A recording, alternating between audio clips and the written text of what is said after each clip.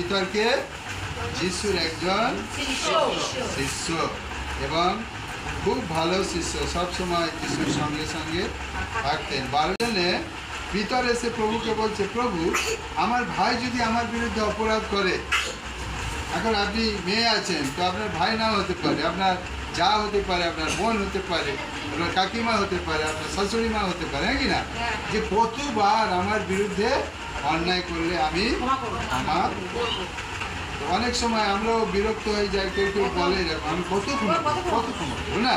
তো পিতর সেই রকম বলছে, আমি কি আমার ভাইকে 7 বার পর্যন্ত ক্ষমা করব?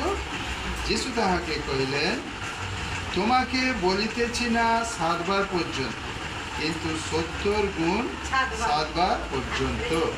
এটা সংখ্যা, 70 গুণিতক 7 মানে 7 7 49, 490 বার।